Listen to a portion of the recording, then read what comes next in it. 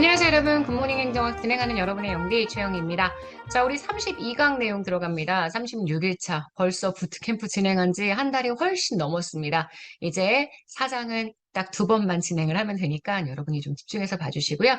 그나마도 여러분들이 수업 들으시면서 조금 쉽다. 아, 여기는 할만하다라고 생각이 들었던 파트가 여기 146번부터 172번까지가 아닐까 싶은데요. 한번 해보도록 하겠습니다. 146번이요. 우리나라 공무원의 고충을 심사하기 위해서 중앙고충심사위원회가 있습니다. 행정안전부가 아니라 인사혁신처 내에 소청심사위원회에 있는 기관이어서 146번은 X가 되고요. 자, 147번입니다. 연공주의는 연공서열에 의해서 조직 구성원들을 관리하는 방식이죠. 조직 내의 경쟁을 통해 개인의 역량 개발에 기여하는 건 연공주의가 아니라 오히려 성과를 중심으로 하는 실적주의의 특징입니다. 147번은 X고요. 148번 공무원 보수제도 얘기해야 되죠. 일반의 표준 생계비, 물가 수준, 그 밖의 사정을 고려해서 당연히 공무원 보수를 정해야 하고요. 당연히 민간의 임금 수준도 고려하게 됩니다.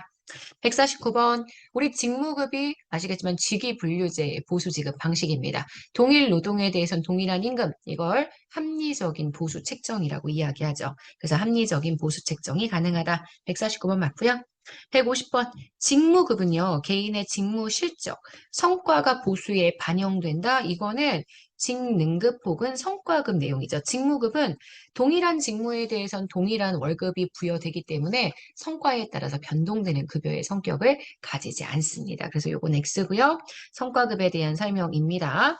성과급적 연봉제와 직무성과급적 연봉제 모두 다 기본 연봉에 플러스 성과 연봉이 들어가죠. 그래서 전년도 업무 실적에 따라 평가 결과가 어떠냐 이거에 따라 현재 차등 지급된다라는 측면에서 유사한 면이 있습니다. 151번은 그래서 맞는 선지고요. 152번 고위공무원단에게 적용되는 직무 성과급적 연봉제, 기본 연봉이 기준급과 직무급으로 구성이 되죠. 기준급 플러스 직무급, 이때의 이 직무급은 직무의 곤란도, 책임의 정도를 반영해서 직무의 등급에 따라 책정됩니다. 그래서 가등급이냐 나등급이냐에 따라서 직무급 크기가 달라지게 되죠. 152번은 그래서 맞는 선지입니다. 153번 공무원 연금법상의 공무원 연금 대상에 일단 군인 안 들어갑니다. 왜? 군인은 별도의 군인연금을 현재 군인연금제도를 운영하고 있고요. 공무원 임용 중에 견습 직원은 포함되지 않습니다. 153번 X입니다. 154번 공무원 연금제도의 관장은 아시겠지만 행정안전부가 아니라 인사혁신처입니다. 집행은 공무원 연금공단 실시가 맞아요. 154번 X고요. 155번 공무원 연금제의 적립 방식은 우리가 일반적으로 적립이라고 하는 건 기금을 만들어서 운영하는 방식을 이야기해 주게 되죠. 그래서 기금 수익이 발생하기 때문에 장기 비용 부담을 덜 수가 있습니다. 제도의 안정적인 운영이 가능합니다. 그래서 적립 방식이 또 나왔어요. 기금을 운영하는 방식인데 일반적으로 제도를 시작할 때 기금을 먼저 확보해 놓고 들어가야 한다라고 이야기해 줄 수 있기 때문에 연금 개시에 소요되는 개시 비용이 많이 드는 편입니다. 공무원 연금제도 중에 제가 퇴직급여와 퇴직수당은 구분하시라고 말씀드렸죠. 우리가 일반적으로 얘기하는 퇴직수당은 일종의 퇴직금 같은 거여서 정부가 100% 부담을 해주게 된다. 그래서 공무원의 부담이 나타나지 않는다. 이렇게 말씀을 드렸습니다. 157번은 그래서 X가 됩니다. 자, 158번 갈게요. 2016년 1월 27일부터 시행된 공무원 연금제도의 연금 지급률 1.9%에서 1.7%로 제가 이거는 분명히 외우셔야 된다고 얘기했습니다. 1.7%로 0.2%포인트 인하하게 됩니다. 그래서 158번 X고요.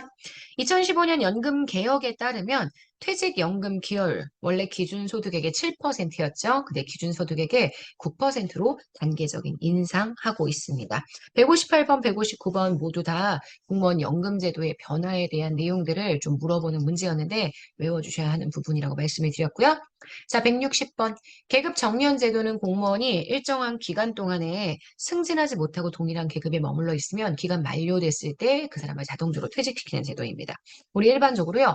공직이 너무 직업 공무원제 내에서 침체되었을 때 그 문제를 해결하는 방법으로 사용이 되죠. 자, 161번 공무원 단체 활동 제한론. 공무원 단체 활동 많이 하면 공무원 노조 만들면 실적주의 침해 우려가 있다. 그래서 단체 활동을 제한해야 한다는 근거 두기도 합니다. 그래서 맞는 선지가 되고요. 자, 162번입니다. 우리 공무원 노동조합 가입에 급수 제한이 폐지된 건 다들 알고 계시죠? 별정직 공무원은 6급 이하도 공무원 노조에 가입할 수 없다라고 얘기했는데 일단 별정직 공무원은 공무원 노조 가입이 가능하고요. 급수에 상관없이 가입이 될 수 있기 때문에 162번은 X입니다. 자, 164번. 원래 일반직 공무원은 급수와 상관없이 이제는 노동조합에 가입할 수 있습니다. 하지만 노조에 가입이 제한되어 있는 몇 개의 그러한 직위들이 있었죠. 만약에 인사나 보수에 대한 업무를 수행하고 있다. 자, 이렇게 되면 일반직 공무원이라고 하더라도 노동조합에 가입할 수 없습니다. 공무원 노동조합 설립 및 운영에 관한 법률상 단체 교섭 대상은 공무원들의 복리 후생에 대한 거예요. 기관의 조직, 정원과 같은 사안은 공무원 노동조합 설립에 노동조합의 교섭 대상에 들어갈 수 없기 때문에 164번은 X입니다. 자, 165번입니다. 공무원 직장협의회의 설립 및 운영에 관한 법률상 공무원 직장협의회에 가입할 수 있는 공무원은 측정직 공무원 중에서도 외무 영사직렬 공무원, 여러 공무원들이 가입 대상이 될 수가 있는데 일단 공무원 직장협의회에 가입할 수 있는 특정직 공무원은 외무직 공무원, 그리고 경찰직 공무원, 소방과 교육 공무원 이렇게 들어갑니다. 일반적으로 공무원 노조 가입하고 똑같은 대상인데 경찰 공무원만 직장 협의회는 가능하고 노조 설립은 불가능하다 이렇게 기억해 주시면 되고요. 외무 영사직렬 공무원은 당연히 직장 협의회 설립이 가능합니다. 166번 공무원 부패에 대한 권력 문화적 접근은 권력에 의해서 부패가 발생한다는 거죠. 하지만 공무원의 잘못된 의식 때문에 공무원 부패가 발생한다 이렇게 보게 된다면 아시겠지만 이거는 공무원 개인적인 측면을 통해서 부패의 원인을 찾아보는 방법입니다. 그래서 윤리적 원칙이 문제이다 이렇게 보는 거죠. 166번 그래서 권력 문화적 접근이 아닙니다. X고요. 167번 제가 주로 체제론 보시라고 얘기했죠. 문화적 특성, 제도의 결함, 구조상의 모순, 공무원의 부정적 행태, 너무 요인이 다양해서 그 다양한 요인으로 인해 공무원 부패가 발생한다고 보는 접근 방법입니다. 167번 맞고요. 168번 부패의 원인에 대한 도덕적 접근 방법.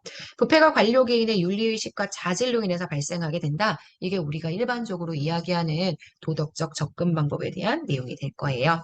169번이요. 공무원 부패에 대한 제도적 접근. 제도가 문제가 된다라고 보는 거죠. 법과 제도상의 결함, 운영의 미숙 이런 것들이 부패의 원인이 된다라고 보기 때문에 이건 맞는 선지고요. 170번 공무원 부패와 관련해서 인허가에 관련된 업무를 처리할 때 소위 급행료 뭔가 당연시하는 제도적 관용이 있다는 건 제도화되어 있는 부패에 해당하는 내용이다. 이렇게 보실 수 있습니다. 170번 그래서 맞는 선지고요. 171번 무허가 업소를 단속하던 공무원이 정상적인 단속 활동을 했어. 그 얘기는 부패가 제도화된 건 아니죠. 근데 금품을 제공하는 특정 업소만 단속을 안 했다면 이건 조직적인 게 아니라 오히려 일탈적인 형태의 부패. 그래서 부패가 관행이 되었느냐, 관행이 되지 않았느냐 이걸 잘 보셔야 한다라고 말씀을 드렸습니다. 172번 사회체제에 파괴적인 영향을 미칠 수 있는 잠재성이 있음에도 불구하고 일부 집단은 처벌을 원하지만 다른 집단은 처벌이 원하지 않는다. 이런 경우는 우리가 흑색도 아닌 백색도 아닌 회색 부패라고 설명을 했습니다. 그래서 제가 김영란법이 회색 부패를 흑색 부패로 만드는데 꽤 큰 기여를 했다 이렇게 설명을 드렸었죠. 자, 그래서 172번 요거는 맞는 선지가 됩니다. 자, 여기까지 해서 우리 32강 내용들 모두 살펴봤습니다. 이제 마지막 33강 남았는데요. 33강은 아시겠지만 여러분들이 힘들어하시는 공직윤리에 대한 겁니다. 요거 예습도 잘 해주시고 여러분들이 OX도 꼼꼼하게 풀어보신 다음에 부모님 행정학 들어주셔야 될 거예요. 자, 여러분 오늘 일요일입니다. 일요일에 열심히 공부하는 여러분 모두 응원할게요. 오늘 하루도 여러분 겁니다. 내일 아침에 만날게요. 여러분 안녕.